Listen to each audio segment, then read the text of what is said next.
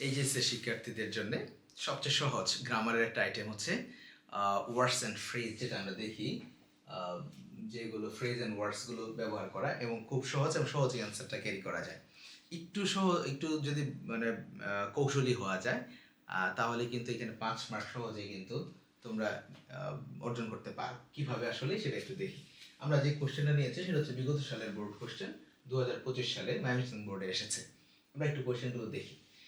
এখানে নর্মালি যেটা করতে হয় সেটা হচ্ছে প্রথমে বক্সে আমার 10টা ফ্রেজ দেওয়া থাকে বা ওয়ার্ড দেওয়া থাকে, যে ওয়ার্ডগুলো আমাকে আগে পড়ে নিতে হবে। দেন হচ্ছে এর সাথে রিলেটেড বা এর গঠন এবং অর্থ দুইটাকে মিল রেখে দেন আমি হচ্ছে এই পরের যে সেন্টেন্সগুলোকে ফিল ইন দ্য গ্যাপটা আমি করে নিব। তাহলে প্রথমত যেটা হয় দেওয়া হচ্ছে what does look like, would rather, was born, it, let alone, have to, there, what does, what's like.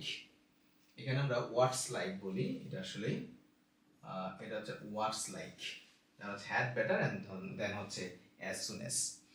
তাহলে এখন দেখি হোয়াট ডাজ লুক লাইক, এটা হচ্ছে অনেকটা যে কিসের মতো দেখতে, এটার অর্থ প্রদান করে। উড রাদারটা হচ্ছে নর্মালি একটা তুলনা প্রকাশ করে।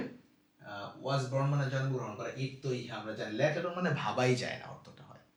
আর হ্যাভ টু এটা হচ্ছে তোমার আপনার একটা কাজের বাধ্যতামূলক কাজটা করতে হবে, এই ধরনের ক্ষেত্রে হ্যাভ টুটা বসাই। দেয়ার সাধারণত আমরা সেখানে অর্থ বুঝি, কিন্তু ইন্টারোগেটরি দেয়ারের অর্থটাই আসে না। আর হোয়াটস লাইক মানে হচ্ছে এটা কি বা এটা কি এরকম একটা অর্থ আসে। অ্যান্ড দেন হচ্ছে হ্যাড বেটার মানে বরং ভালো, অ্যাজ সুন অ্যাজ মানে কোনো কাজ করতে না করতে এই টাইপের অর্থটা প্রদান করে।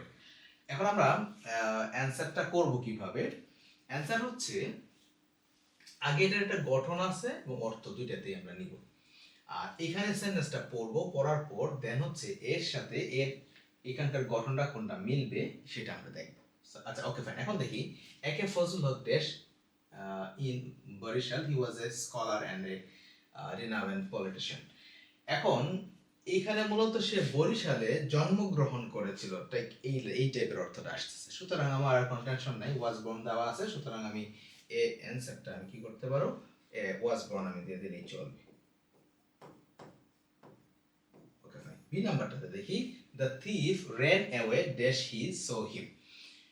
এই ক্ষেত্রে দুইটা ক্লজ আসছে, একটা হচ্ছে উই saw him আর একটা হচ্ছে দ্য থিফ ran away, দুইটা ক্লজ আসছে। এরপর হচ্ছে he can not steal anything from the house, সে কোনো কিছু চুরি করতে পারেনি হাউস থেকে। Okay fine. এখন দুইটা ক্লজ যখন আসে, দুইটা ক্লজে কিন্তু পাস্ট টেন্সে। অর্থটা যদি আমার এমন হয় যে কি বলে যে the thief ran away dash we saw him, অর্থাৎ আমরা তাকে দেখতে না দেখতেই চোরটা চলে গেল। এরপর অর্থটা হচ্ছে সে কিছু চুরি করতে পারে নাই, মানে ব্যাপারটা এরকম যে আমরা দেখতে না দেখতেই বা চোরটাকে আমরা হয়তো টের পেয়ে গেছি যে সে আছে কিনা, বা দেখতে না দেখতেই তখন কিন্তু সে চলে গেল। এক্ষেত্রে আরেকটা গঠন হচ্ছে, নর্মালি আমরা একটু গঠন যদি বলি, হোয়াট ডাজ লুক লাইক, এখানে দুইটা ক্লু থাকে, তাহলে দুইটা ক্লু থাকলে হোয়াট ডাজ লুক লাইক বসাবো।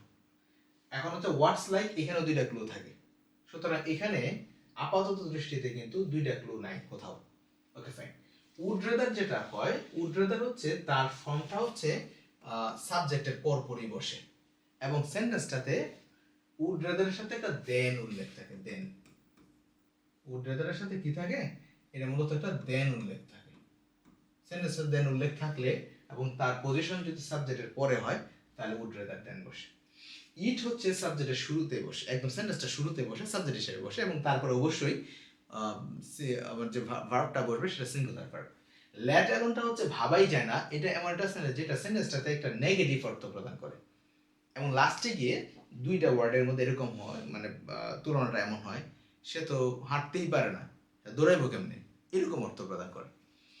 আর হ্যাভ টুটাও কিন্তু কিসের সাবজেক্টের পরপরই আসে। হ্যাভ টু, দেয়ারটা, দেয়ার কথাটা, দেয়ারটা হচ্ছে ইন্টারোগেটরি দেয়ার এবং সে সেন্টেন্সের শুরুতে বসে।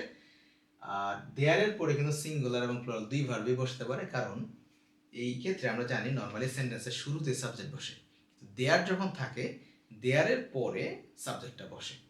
সুতরাং এখানে একটা আমরা দেখবো যে সেন্টেন্সের শুরুতে বসার কথা। হ্যাড ব্যাটারটা কোথায় বসে, হ্যাড ব্যাটার সাবজেক্টের পরপরে অবস্থা। তাহলে এখানে অ্যাজ সুন এর যে কাজটা করে দুইটা ক্লজের মাঝখানে বসে বা দুইটা ক্লজকে অ্যাড করে। এটা হয়তোবা সে পাস্ট এবং পাস্টে হইতে পারে, অথবা একটা প্রেজেন্ট একটা পাস্ট, একটা প্রেজেন্ট একটা প্রেজেন্ট আর একটা হচ্ছে প্রেজেন্ট অথবা ফিউচার হতে পারে। তাহলে এখন আমরা যেটা দেখলাম যে এইটাও পাস্ট টেন্সে আছে, এইটাও পাস্ট টেন্সে আছে। তাহলে দুইটা ক্লজকে যেহেতু কানেক্ট করছে, ওই যে কোনো কাজ করতে না করতে, যেতে না যেতে, তাহলে অ্যাজ সুন অ্যাজ এর দ্বারা অর্থ প্রকাশ করে। তাহলে গঠন এবং অর্থ দুইটাই কিন্তু মিলে গেল অ্যাজ সুন অ্যাজ এর সাথে। সুতরাং আমি এখানে কি লিখবো, অ্যাজ সুন অ্যাজ হয়ে গেল। এবার সি নাম্বারটাতে কি আসে অ্যান্সারটা দেখি আমরা। The rickshaw puller can not afford to buy 2 square meals a day dash a rickshaw. এখন এখানে কথা বোঝা হচ্ছে যে আমরা যেটা বলছিলাম যে ক্যান নট অ্যাফোর্ড, একজন রিক্সাওয়ালা অ্যাফোর্ড করতে পারে না, মানে সে হয়তো সক্ষম হয় না টু বাই 2 স্কোয়ার মিলস, অর্থাৎ দুইটা মিল, সে পরিপূর্ণ মিল সে কেনার জন্য বা খাবার কেনার জন্য দুই বেলা সে কিনতে পারে না। তাহলে সে একটা রিক্সা কিনবে কিভাবে? তার মানে হচ্ছে এই যে বলছিলাম যে এটা সেন্টেন্সটা নেগেটিভ থাকবে এবং নেগেটিভের পরে লাস্টে গিয়ে যেটা করবে যে দুইটা কাজের মধ্যে ভাবাই যায় না, করাই যায় না, কেমনে করবে। তো এই ক্ষেত্রে দেখা যাচ্ছে তো মানে মিলেই কিনতে পারে না ডেইলি, একদিনে দুইটা মিলেই কিনতে পারে না, তাহলে সে রিক্সা কিভাবে কিনবে? তার মানে হচ্ছে কি, আমার সেন্টেন্সের যে গঠন সেটাও মিলে গেল, ক্যানট আছে এবং দুইটার মধ্যে কিন্তু ওই যে লেট অ্যালোন ভাবাই যায় না, তখন হচ্ছে আমি এখানে অ্যান্সারটা করবো লেট অ্যালোন। আমি মনে করছি তোমরা বুঝতে পেরেছো।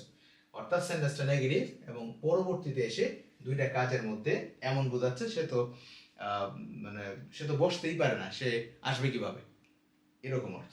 সে তো কাজই করতে পারে না, তো ইনকাম করবে কিভাবে, এই কথাগুলো। তাহলে লেট অ্যালোন দিলাম। এবার পরেরটা দেখি ডি নাম্বার। এখন ডিতে আসলে আমরা দেখি এ ব্রেভ ওরিয়র ড্যাশ ডাই দেন। আমরা মনে আছে কিনা যে দেনের কথা উল্লেখ থাকলে এবং তার পজিশন যদি সাবজেক্টের পরে হয় তাহলে উড রেদার বসে, আর কিছু দেওয়া দরকার নেই। তাহলে সহজ অ্যান্সারটা কিন্তু করে ফেললাম, অর্থাৎ উড রেদার।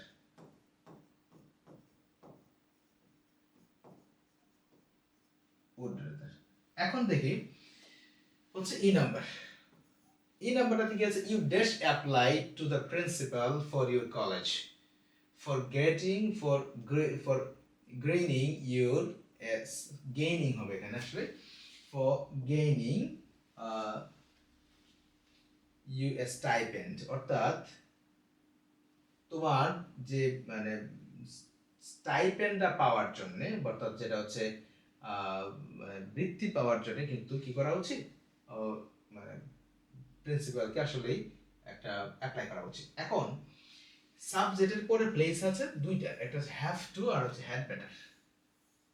হ্যাভ টুটা হচ্ছে একটু হার্ড, যেটা করতেই হয় বাধ্যতামূলক, আর হ্যাভ টু হচ্ছে বরং করাটা ভালো।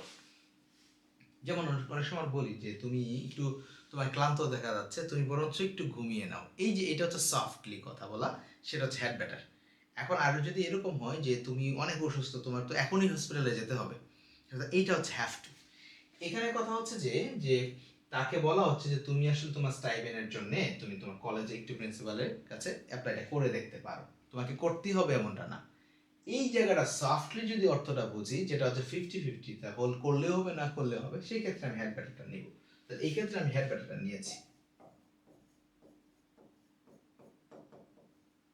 অর্থাৎ আমি কি দেখলাম, তার অবস্থান দেখলাম যে কোথায় আসলে তার অবস্থান সাবজেক্টের পরে আছে কিনা, এবং সেন্টেন্সটা কি ধরনের মানে সফট বোঝা যাচ্ছে কিনা, করলে হবে কি না করলে হবে এরকম, নাকি আসলে আমাকে একটু হার্ডলি বা বাধ্যতামূলক কিনা কাজটা, এটা দেখলাম। তাহলে আশা করি এই জায়গাটাতে দুইটাতে তোমরা বুঝে গেছো যে আসলে কিভাবে অ্যান্সারটা করতে হবে। এখন এর বাকি যে অর্ধেকটা আছে আমরা একটু পরে দেখি। এখানে এফ থেকে আগে আমরা ই পর্যন্ত করেছি, এখানে এফ দেখি। In our country a farmer, in our country এটা হচ্ছে অতিরিক্ত অংশ, শুরু হচ্ছে সেন্টেন্সটা এ ফার্মার থেকে। Farmer dash hard work hard day in and day out, he is our food provider, hour creator. এখন এইখানে যে কথাটা আসছে সে হচ্ছে যে তাকে মানে ডেইলি কিন্তু অনেক কাজ করতে হয়, এইখানে কিন্তু সাবজেক্টের পরের জায়গা।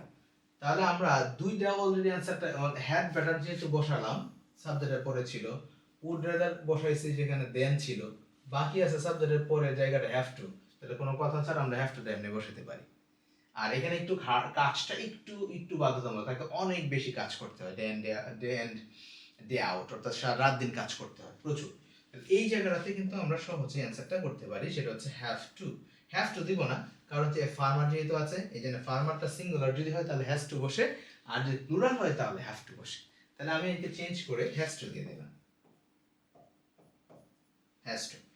জি নাম্বারটাতে আমরা একটু দেখি যে dash your principal dash he is a nobleman. এখন এই যে দুইটা ক্লু আছে, এখানে একটা ক্লু, এখানে একটা ক্লু, আবার এখানেও একটা ক্লু, এখানে একটা ক্লু। এখন আমরা এটা কিভাবে দেখব, একটু জিনিসটা দেখি।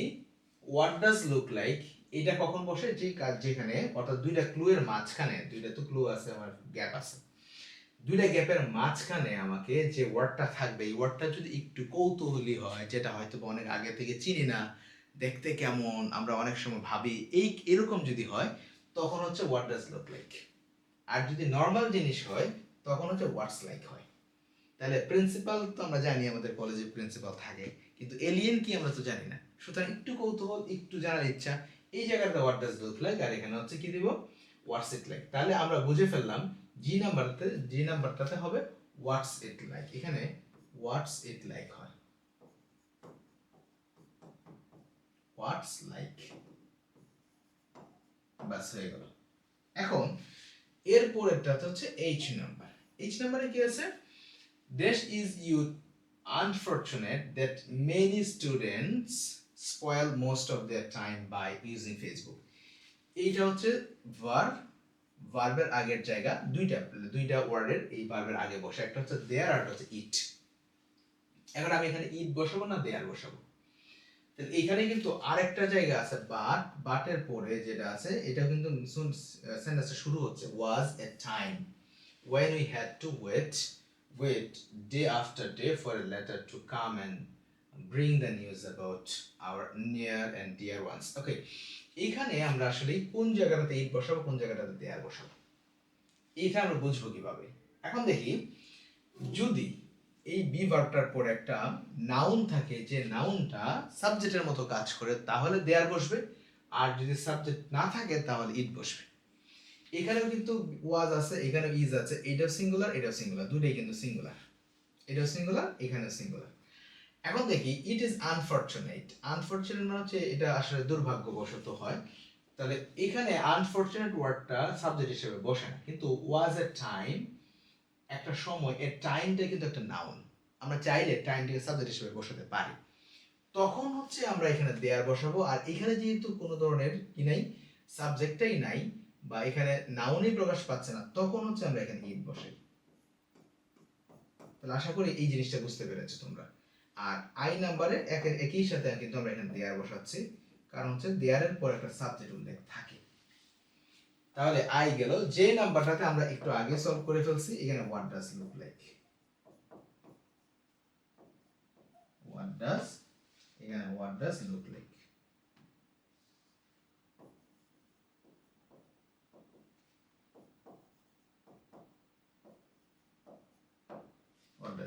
তাহলে এই যে বিষয়টা, এই যে এই বক্সে যে ওয়ার্ডগুলো, ফ্রেজগুলো আছে, এইগুলো অর্থটা বুঝবো এবং তার গঠনটা, এবং কৌশলে কিন্তু গঠনটা বোঝা যায়। কিছু কিছু কৌশল আমি অলরেডি বললাম, যে ওটাদের সাথে দেন বসে হোয়াট ডাজ লুক লাইক, যেটা হচ্ছে একটু কৌতূহলী, এটা হোয়াট ডাজ লুক লাইক দিব, দুইটা অপশন, দুইটা ফিলে থেকে থাকলে। আর যদি সাধারণ হয় তাহলে what does look like it এবং হচ্ছে দেয়ার, সেক্ষেত্রে আমরা দেখবো দেয়ারের পর একটা সাবজেক্ট থাকে, ইটের পরে কিন্তু এরকম সাবজেক্ট থাকে না। এরপর হচ্ছে ল্যাট অ্যালোন হচ্ছে সেন্টেন্সটা নেগেটিভ বুঝাবে। তারপরে আমরা দুইটা ওয়ার্ড, দুইটা আইডিয়ার মধ্যে কি করবে, একটু তুলনা করা বোঝাবে, যেটা হচ্ছে এন্ড দেন হচ্ছে আমরা যেটা বলছিলাম হ্যাভ টু এবং হ্যাড বেটার, হ্যাভ টু বা হ্যাজ টু বা হ্যাড বেটার। এই ক্ষেত্রে হ্যাড বেটার একটু সফট, যেটা 50-50 চান্স হয়, করলে হবে না করলে হবে। আর হ্যাভ টুটা হচ্ছে কিন্তু একটু হার্ড, যেটা হচ্ছে আমাকে বাধ্যতামূলক করতে হয়। এই ক্ষেত্রে অর্থটা একটু ভেরি করে, এই দুইটা জায়গায় সাধারণত এখানে একটু প্রবলেমটা হয়। তোমরা যদি একটু অর্থটা খেয়াল করো তাহলেই হয়ে যাবে। অ্যাসোনেন্স এর ক্ষেত্রে যেটা হয়, দুইটা ক্লজের কথা বলছি, দুইটা ক্লজ থাকলে নর্মালি তখন আমরা এই ওয়ার্ডগুলো না ইউজ করে তখন অ্যাসোনেন্সের দিকে আগাবো, এই আর কি বিষয়। সুতরাং এই জিনিসগুলো খেয়াল করলে আশা করি তুমি 5-এ 5 পেয়ে যাবে, এবং সবাই 5-এ 5 পায়, তুমিও পাবা।